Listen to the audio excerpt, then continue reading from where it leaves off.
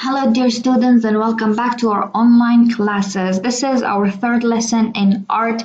In this lesson, we are talking about Jackson Pollock. His name is Jackson Pollock. His nationality is American. The type of artist he is a painter. He was born in 28th of January in 1912 and died in 1956. Jackson's parents were American. He had four older brothers. He studied in America. He was best known for pouring or splashing paint on flat surfaces. Jackson Pollock was an abstract artist who invented drip painting.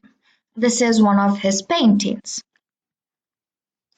Jackson Pollock was born in 1912. He got into a lot of trouble at school and was expelled twice.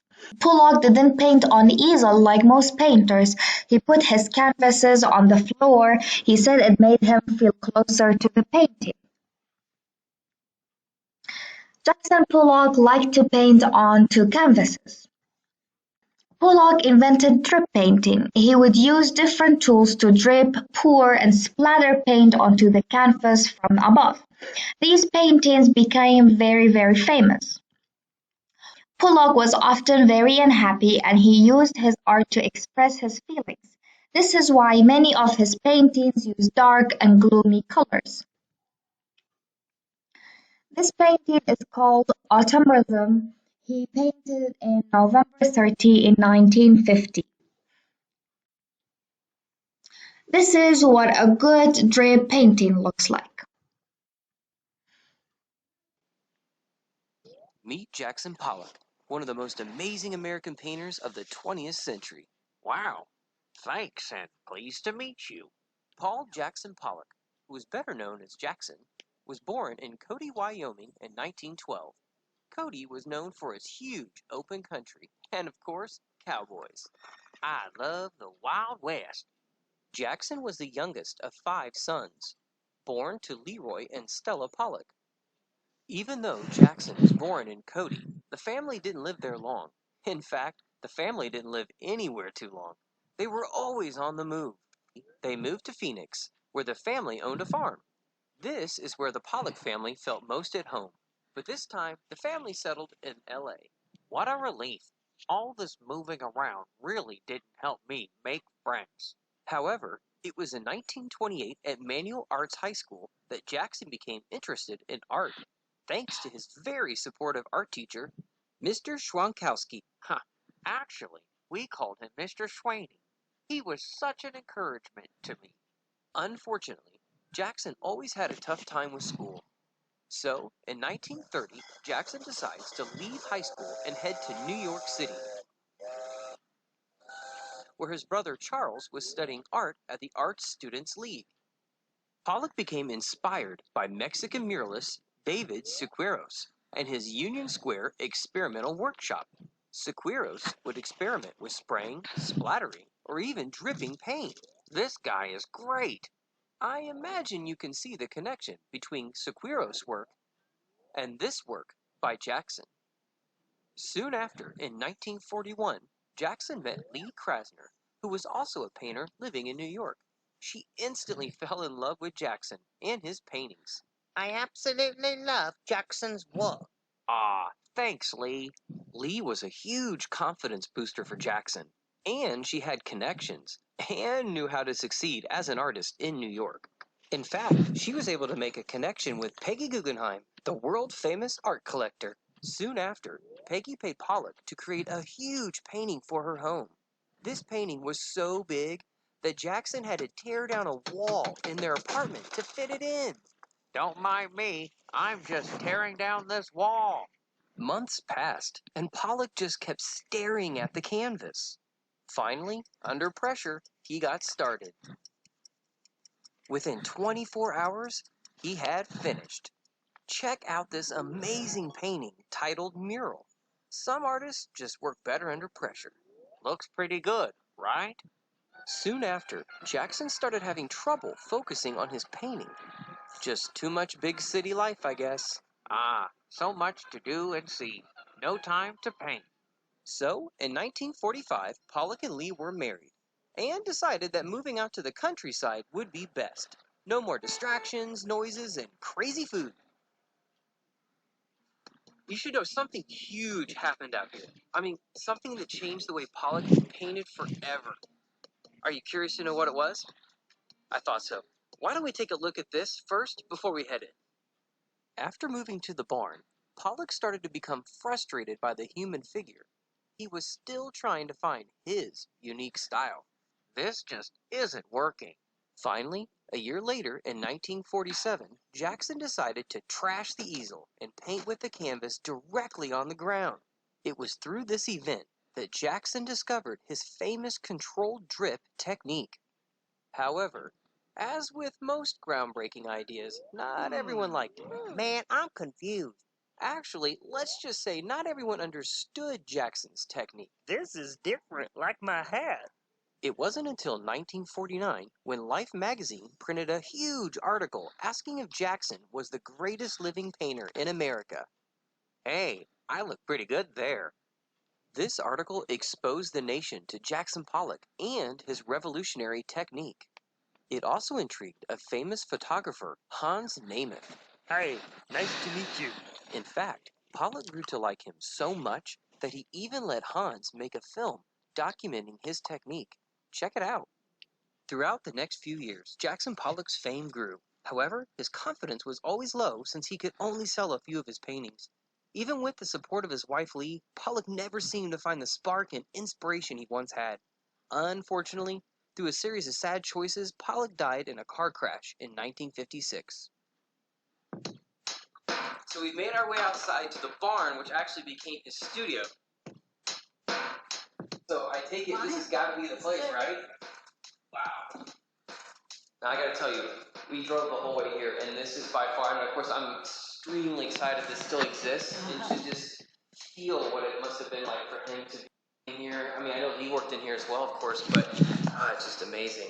In fact, there was no heat and No heat. also no electricity.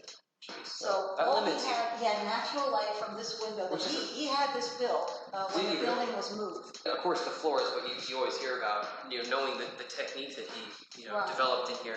But just to see the outline of where these canvases were And you laying on can the ground. actually, see which one was lying where in different times when he was Sure. working on them by identifying the colors that he was using at the time. No kidding. I mean, it's just beautiful to look at. And look at this wonderful kind of Oh, I know. Just throughout flash here. where he's just kind of almost like he's kind of testing out his arm to see how it's doing, and then go and do the painting. Now I gotta ask you: are these original buckets and the paintbrushes that he used? Uh-huh. Wow. Yeah, Lee kept his materials and the open cans of paint, and she also kept some of the tools that he used to staple gun and hammer and things like that.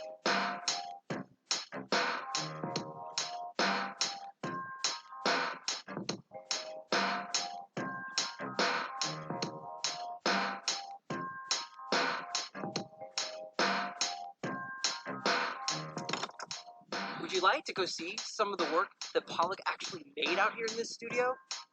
I know I do. Let's head to New York, to the Metropolitan Museum of Art, where we're going to get to see some of his work. Follow me.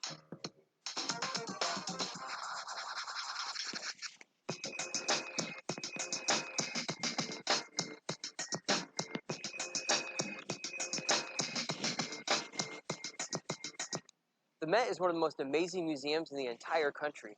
In fact, they have over 2 million pieces of artwork in here. And they actually have one of the largest collections of Jackson Pollock's work. Let's go take a look inside. Take a look at this beautiful painting behind me. It's called Pasiphae. Now, believe it or not, the name Pasiphae is the name of a Greek mythological daughter. As you look back here, there's a lot of different influences that came into this painting. One of which came from the Mexican muralists that Pollock loved so much. And you can see that with all of the beautiful colors, and certainly with all of these different symbols that were within the painting. And if you get a little bit closer, you start to see some influences from Pablo Picasso. And you can see that with these bold lines that are on the paintings, and certainly with these abstract figures that we have here. As we stand here, do you see any of those three figures that I'm speaking about? No? Let's zoom in a little bit closer so I can give you a hint. Do you see these two simple figures standing on either side of the painting? And there is one more here in the center that's reclining. They're kind of difficult to see. Even though we can see the figures within the painting, they are definitely from Pollock's imagination. So we could still call this painting abstract. One of the things I absolutely love is you start to see Pollock's unique style, his voice, starting to come through. Wow, look at this. You want to know why it's so important to go to an art museum? How else can you appreciate the scale of this painting? This beautiful painting is called Autumn Rhythm. In fact, it was made in 1950, just at the peak of Pollock's career. Believe it or not, this was just after he had moved from the inside studio in his house to the barn. This big painting, it stands over 9 feet tall and over 17 feet wide. If I think about it, I believe that's the same size of an elephant from trunk to tail. I bet you didn't think we had an elephant with us, did you? Alright, now let's look at some of his paintings. This is the Autumn Rhythm painting that the video was talking about. Number 1A, Cathedral.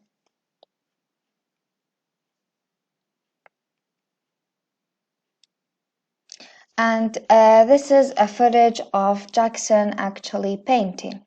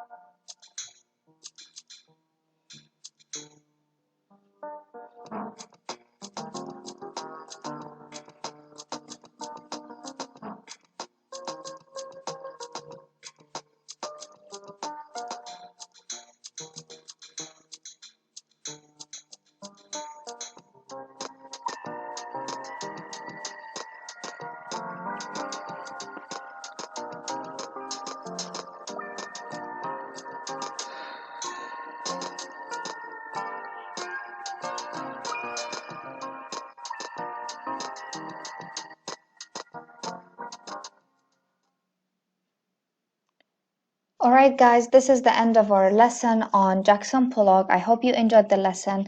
Please ask in the comments if you have any questions. Take care and see you next time.